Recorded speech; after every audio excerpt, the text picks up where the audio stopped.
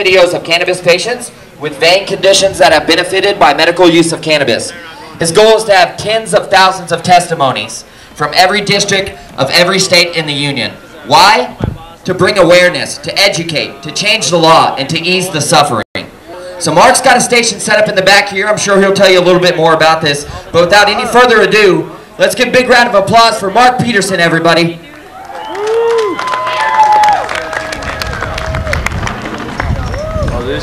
Hey everybody. What's up? Got a few good. Hey, can you all hear me okay? Yeah. Hey, I want to know, are there any medical cannabis patients? And I want to see some hands. Come on, anybody. Any what? Come on, do you use cannabis for medicine? I want to know about it. So it's self-medicating? Well, yes, that's self-medicating. Well, in that case. Yeah. Well, that's better. That's better. No, we can kind of joke around a little bit about it, but you know, the fact is that cannabis is effective in treating very serious illnesses. And I know, actually the numbers are somewhere in the neighborhood, I've done somewhere around 150 interviews so far around the country. And a lot of interviews here in Missouri too. In my organization's Cannabis Patient Network, and that's our primary purpose, is to give patients a voice. People who use cannabis to treat their illnesses, we want to give them a voice, because the problem is when you're chronically or terminally ill, you lose your voice. You lose the ability to be able to talk to people about what you're going through, how serious the issues are. Like a lot of the interviews that I've conducted, people with multiple sclerosis, Parkinson's disease, muscular dystrophy, Lou Gehrig's disease, epilepsy, migraines. Any of you suffer from migraines? If you use cannabis, chances are you don't. Chances are a lot of you people, probably, if you've been using chronically for some time, you don't realize that you probably are treating a chronic illness. Because the one thing that you all must understand is each and every one of you will be chronically or terminally ill at some point in time in your life. It happens. It does. It's what happens to us all. For me, it happened roughly about 14 years ago. Actually, it happened about 20 years ago. But for the last 14 years, I've been a medical cannabis patient. I suffer from fibromyalgia and severe migraines. Or I should say I used to. I have not had a migraine headache in many, many years from now, thank God. And primarily because of the medicine that I use. The only medicine I use is cannabis. I have interviewed people around the country with very serious terminal illnesses.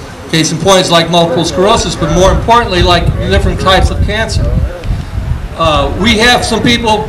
My other organization that we have is called Sensible Missouri, and the booth for it is right over here, where we have a number of different things that we're giving away, and stuff that we have there for sale, including some magazines, which are free, which I'm going to talk about here in just a minute, and also some different kinds of some different DVDs. I have some these here. I'm going to toss these out to you guys. This is a DVD I did for Sensible Missouri. It's called What is Sensible for Missouri? And the primary reason why I started Sensible Missouri was so that we could have a patient advocacy organization here in Missouri, a bargaining unit. Because the one thing that we need is, if we want to see serious legislation in this state, we need to utilize the tools that we have. That's what Cannabis Patient Network is about. It's about producing the tools that we can all use. Cannabis Patient Network and Sensible Missouri don't compete with NORML. We work with NORML. We work with SSDP. We work with any organization that is willing to work with us. And we will produce the tools that you all can use to reach the public. The tools you can use to reach your legislators, anyone that you need to talk to. You need to talk to your doctor. We will help you in producing the tools that you guys can take to your people. Here, guys. Bye-bye. Who wants one? Sure. Yes? Up. Can you get it? Can you get it? Here you go. Up. Sorry. Over this way. Anybody? Sorry. Come over there. Hold on. Hang on. Awesome. There you go, Mark. He's got one. Hey. Okay.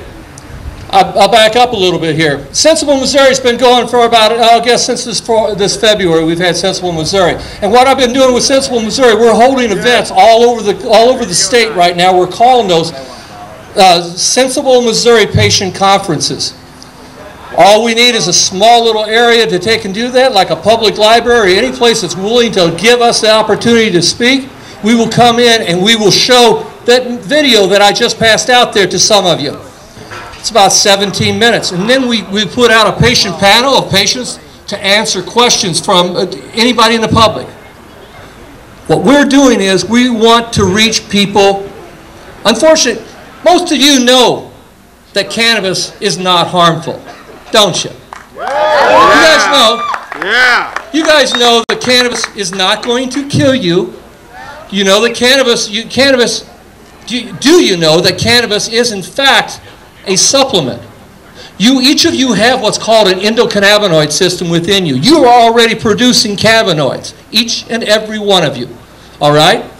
When people are sick, the contention is that cannabis is a supplement that can aid you. The fact is, when they discovered the endocannabinoid system, somebody came out with a drug to stop the endocannabinoid system from working because they found out that it stimulates appetite. So here's an idea. If we stop the endocannabinoid system, then you won't have an appetite. So, great diet drug, right? They released it, this drug, they released it. You're going to find out a lot about that if you rent this movie, or get this movie, buy this movie. So they released this over in Europe, and people started taking this drug, and they lost weight. They also became morbidly depressed. Before they stopped the production of this drug, like 5 people committed suicide. So they started doing some testing on it. This is in the early days of the endocannabinoid system. What they found out was that cannabis stimulates our appetite. Not only does it stimulate, it regulates it, which means it doesn't only cause you to want to eat, which y'all will call munchies, but it will also keep you from having an appetite too. It balances you. What we're finding out is with the endocannabinoid system is it is our regulator. It regulates every part of our bodies. So whenever you hear people talk about, oh, well, look at all those dispensaries out in California. Oh, all those people couldn't possibly be sick.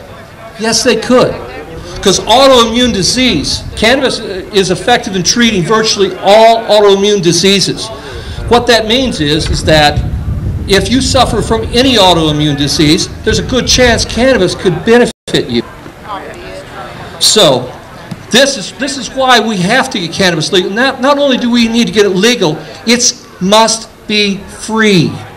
Cannabis must be free to us all, the way it was prior to 1937. And the reason is because just regulating is not enough. Yeah. Because what ends up happening is what we see happening in California and in Colorado and so many other places. Yes, some people are being helped, but there are still people who miss out. People who can't afford it. People who are too sick, who are living in low-income housing and assisted living housing that don't have access. I just interviewed a lady by the name of Miko Perez. She's in California, and she's become very popular lately because she started giving cannabis to her infant son for the treatment of his autism. Remarkable progress, this child was on his way out. This child had he was down to about 47 pounds, and for roughly an 8-year-old, this isn't good. He had already, because of the prescription drugs they put him on, he had already lost the use of his legs. He couldn't walk anymore. Cannabis not only restored his weight, but now he's communicating. Now he's no longer combative. Now he's able to function in the schooling that he's going to. They're saying he's responding. He's able to start learning. It's remarkable the progress that we have. But for the treatment of so many different illnesses, which kind of leads me into the next thing. Like I said, Cannabis Patient Network is about making tools, particularly audio-video type tools, like the DVD I just tossed out to you all. I'm working with another guy. He in California. His name is Lynn Richmond. He produced a movie just recently called "What If Cannabis Cured Cancer?" And this is it. Well, I'm the Midwest distributor for this magazine. This DVD. He's a very good friend of mine, and what he is doing is he's giving a portion of the sale of this DVD to Cannabis Patient Network and to another organization I work with, which is called Patients Out of Time. Patients Out of Time, what they are known for is they provide the science. They hold conferences around the country in different locations. The last one was in Rhode Island. And where the top researchers in endocannabinoid science, people like Raphael Mechoulam of Israel, and a very popular name, a lot of you probably heard, another gentleman by the name of Dr. Bob Melamede, tremendous individual. They hold these conferences and they bring people in. The people who attend these conferences are doctors and nurses. If your doctor does not know that you have an endocannabinoid system, there's a serious problem, folks. You should not be ashamed if you use cannabis and you have to go to a doctor. They need to know about it. You need to talk to your doctors about it. And if your doctor does not support it, you need to get a different doctor. Understand that the American Medical Association and the American College of Physicians, the two largest physician organizations in this country, support the use of medical cannabis. Try epilepsy. Epilepsy, thank you. Thank you. There's another one. By golly. And I use it after I have seizures, and it's the only thing that calms me down after I have seizures. There you go. There you go. See, that's what I'm talking about. Don't go away. Hey, come back here. Don't you go wandering away. Stick around. Anyway, but that's what I'm saying. Epilepsy is another one. So many people who I've spoken with epilepsy. I see some hands waving over here. That's the difference, folks, between somebody having seizures and not having seizures. I have people that I have interviewed who no longer have seizures because they use cannabis. People who were using high levels of toxic pharmaceuticals like hydrocodone and Oxycontin. And these people, you have to understand that when you use really dangerous drugs like that, it has some very terrible effects on your body. A lot of these people who are using these drugs like that, they're able to cut their intake of pharmaceuticals down to as much as a third, some eliminate it altogether. Cannabis can do that for people. I have another patient right here straight in front of me. I see her nodding her head right there. Suzanne, right there. She's one of the people I've interviewed. By the way, here's what we got going. The Sensible Missouri tent's right over here where we have our literature and things that we have for sale and things to give away. And then you'll see there's a tent, where am I? Over on the other side of the pavilion over there, that's the Cannabis Patient Network tent. And that's where I'm conducting interviews. So if you have an illness and you use cannabis to treat it, I want to talk to you. I understand Governor Gary Johnson is going to be sitting for an interview with me here a little later on this afternoon. Anyway, I was talking about this movie. What if cannabis cured cancer? Come here. Have a movie. After you watch it, share it with somebody, would you please? Here you go.